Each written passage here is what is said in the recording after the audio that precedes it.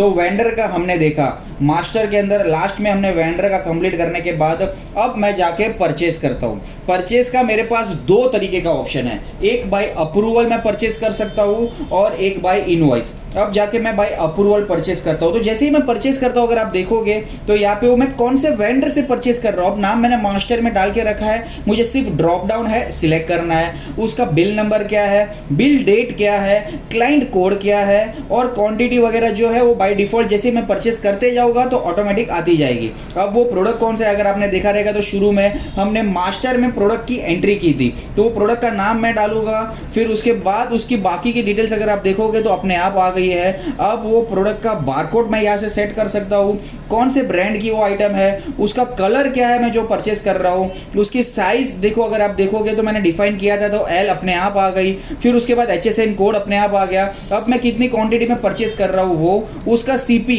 मतलब cost price भी अगर मुझे डिफाइन करना है तो मैं कर सकता हूँ। परचेस करते हुए अगर मुझे कोई डिस्काउंट मिल रहा है तो मैं वो भी डिफाइन कर सकता हूँ, और फिर उसका MRP।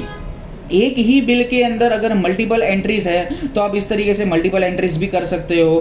फिर अगर मान लो कोई मिस्टेक है तो उसको आप कैंसिल भी कर सकते हो। और एक तीसरा सबसे यूनिक ऑप्शन ये है कॉपी का।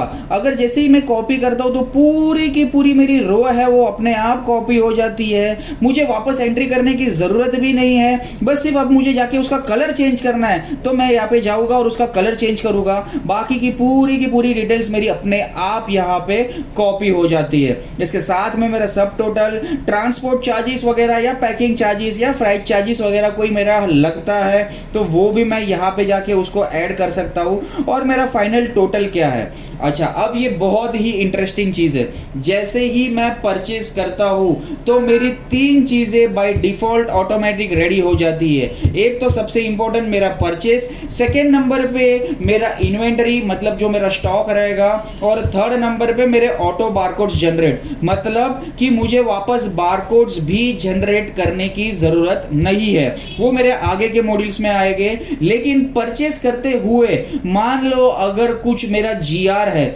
जिसको हम गुड्स रिटर्न कहते हैं, तो मैं यहाँ से मेरे पास GR का ऑप्शन है, मैं उसको GR भी कर सकता हूँ। अगर मान लो मुझे ये वेंडर को वापस रिटर्न करना है तो उसका नाम सिलेक्ट करूँगा और बस वो बारकोड सिलेक्ट करूँगा, अपने आप पूरी डिटेल्स आ जाएगी। यहाँ से मैं सेव करूँगा तो मेरे इन्वेंटरी से वो प्रोडक्ट लेस हो जाएगा और मेरा इन्वेंटरी वो लेस करके पूरी की पूरी डिटेल्स मुझे उसकी मिल जाएगी। तो यहाँ पे मैं मेरा परचेस का मॉड्यूल क्लियर करता हूँ और परचेस की पूरी डिटेल्स मैं यहाँ पे ले लेता हूँ।